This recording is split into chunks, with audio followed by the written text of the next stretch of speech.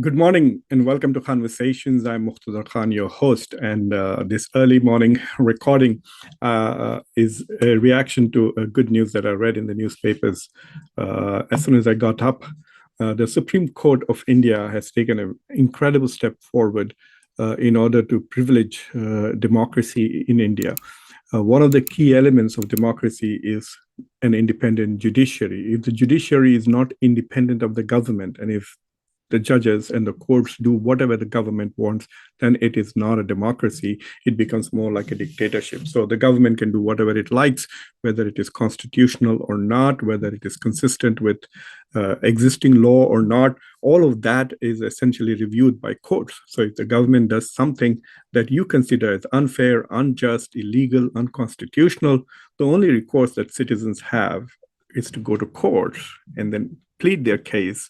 And if the judiciary is independent, then the power and abuse of power of states will be constrained by courts. So the decision that the Indian Supreme Court just gave out, saying that the Gujarat government essentially showed an abuse or indulge in abuse of its powers by letting go the 11 rapists of Bilkis Bano, and has ordered that they be returned to jail to continue with their life sentences. So in 2022, the Gujarat government basically gave early release to 11 people who were convicted and sentenced to life imprisonment for the murder of 14 members of Bilkis Bano's family. They were also convicted and sentenced to prison for raping her while she was pregnant, and they also killed her 3-year-old child. So these mass murderers and rapists were released by the Gujarat government after they had served 14 years of their sentence, taking advantage of a law that is on the books, which essentially was used by the Gujarat government. But to me, who at that time was very shocked, I was amazed at the way the government was talking about these murderers and rapists. They were using words like unche sanskar. These are people with high morality and high principles. These were convicted rapists and murderers, mass murderers. They were rioters. And they were being appreciated and they were welcomed, and people were touching the feet of these criminals as they were released by the government. These acts of violence, Kismat, I'm recording, but come this side. Yeah. So these acts of violence and murder were conducted in 2002 Gujarat riots, and it shocked the nation in 2022 when these people were released.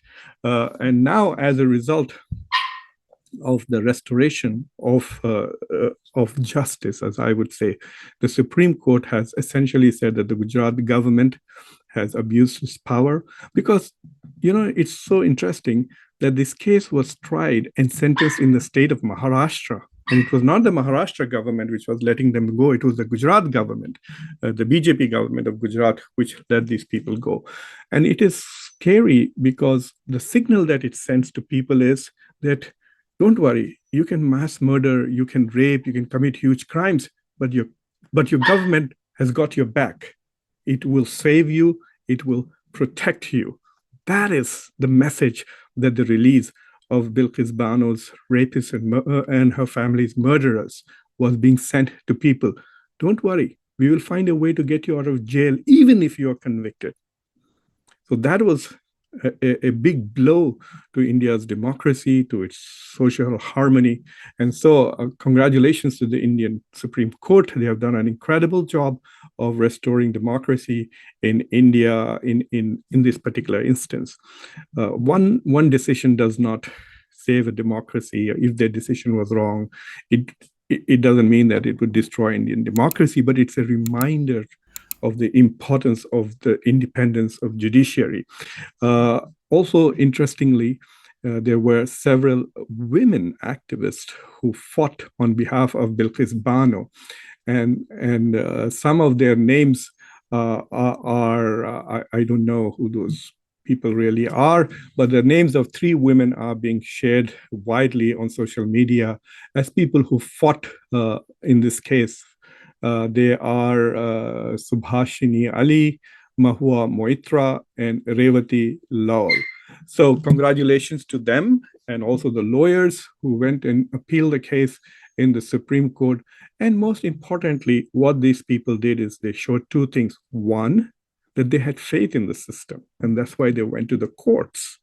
And the courts have essentially vindicated their faith in the Indian system. So this is a good day for the Indian democracy, and all Indians should be very proud of this development. And I hope that governments who are inclined to be soft on certain kinds of criminals and mass murderers and rapists will learn a lesson that I hope they don't learn the opposite lesson that, oh, we need to destroy India's independent judiciary in order to get away with the crimes that we want to commit. But I hope they understand that that what the Supreme Court has done is strengthen the Indian Constitution, strengthen the rule of law, and that is something that's worth celebrating. So I hope you found this very short reaction video to this important development, and hope you like it. And if you like it, do subscribe to Khanversations, like the video, and please share this as widely as you can with your social political network. Until next time, this is your host, Muqtedar Khan.